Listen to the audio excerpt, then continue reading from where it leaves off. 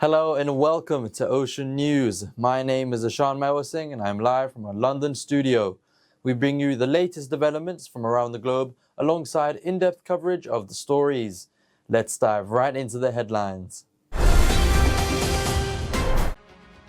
A Guatemalan court sentenced 6 people to prison terms ranging from 6 to 25 years for their roles in a 2017 fire that killed 41 girls at a state-run youth shelter.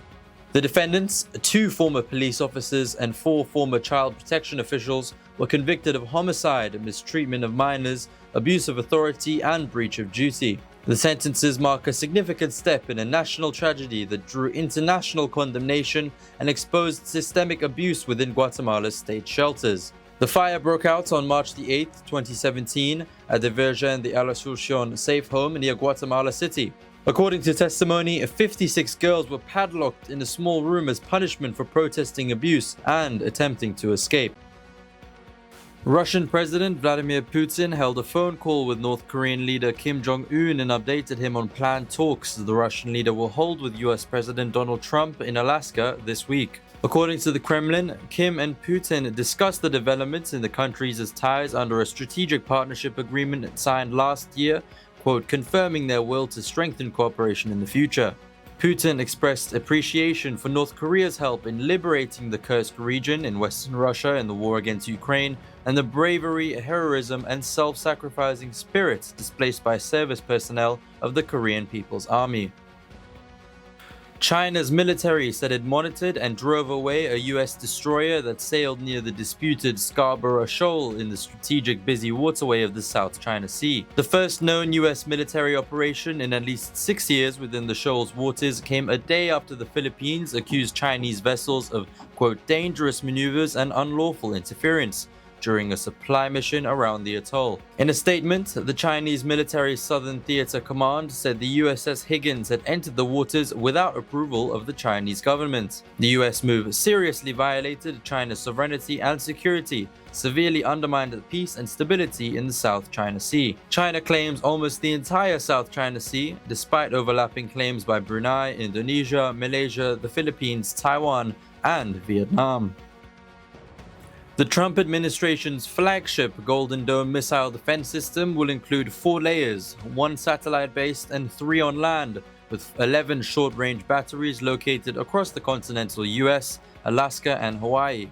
The slides, tagged Go Fast, Think Big, were presented to 3,000 defense contractors in Huntsville, Alabama last week and revealed the unprecedented complexity of the system, which faces an ambitious 2028 deadline set by US President Donald Trump. The system is estimated to cost $175 billion, but the slides show uncertainties still loom over the basic architecture of the project because the number of launchers, interceptors, ground stations, and missile sites needed for the system has yet to be determined. Homeless people in Washington, D.C. could face jail time if they do not comply with President Donald Trump's efforts to crack down on crime and rid the U.S. Capitol of homeless encampments. White House spokeswoman Caroline Leavitt said homeless individuals will be given the option to leave their encampment, to be taken to a homeless shelter, to be offered addiction or mental health services, and if they refuse, they will be susceptible to fines or to jail time. Leavitt said the administration was exploring strategies to relocate homeless individuals, quote, far from the capital. She said U.S. Park Police have removed 70 homeless encampments from federal parks since March and are set to clear the remaining 2 encampments in the city later this week. The United States announced sanctions against an armed group aligned with Congo's military, as well as a Congolese mining company and 2 Hong Kong-based exporters over armed violence and the sale of critical minerals. The measures are the latest taken by the administration of President Donald Trump to try to bring peace to eastern Congo, where Rwanda-backed M23 rebels staged a lightning advance earlier this year, spurring violence that has killed thousands of people. The new sanctions, which restrict trade with US companies and persons, also target the Congolese mining company Coopérative des Artisanaux Mineurs du Congo. South Korea's former First Lady Kim Kyon-hee has been arrested after a court issued a warrant to arrest her following accusations of graft that she denies, a special prosecutor leading a wide-reaching probe said. Kim is South Korea's only former first lady to be arrested, joining her husband, ex-president Yoon Suk-yeol, in jail as he faces trial following his ouster in April over a botched bid to impose martial law in December. Earlier in the day, Kim, wearing a black suit, bowed as she arrived at court, but did not answer reporters' questions or make a statement. After the hearing ended, she left to await the ruling at a detention center in Seoul, the capital, in line with customary practice.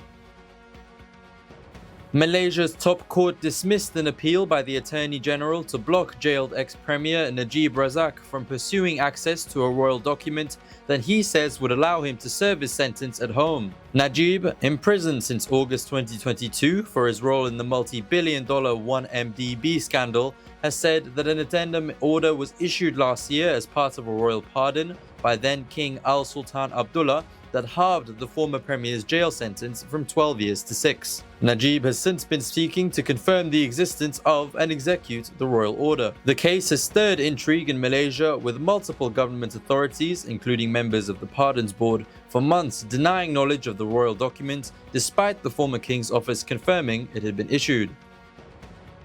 A large swath of southern and eastern Taiwan shut down and hundreds of flights were cancelled ahead of the arrival later in the day of Typhoon Podul, with thousands of people evacuated. Taiwan is regularly hit by typhoons, generally along its mountainous, sparsely populated east coast facing the Pacific. The mid-strength Typhoon Podul, packing wind gusts as strong as 191 km per hour, was heading for the southeastern city of Taitung as it intensifies and was expected to make landfall nearby on Wednesday afternoon. Authorities are also working to evacuate those whose homes were damaged by a July typhoon that brought record winds and damaged the electricity grid in a rare direct hit to Taiwan's west coast.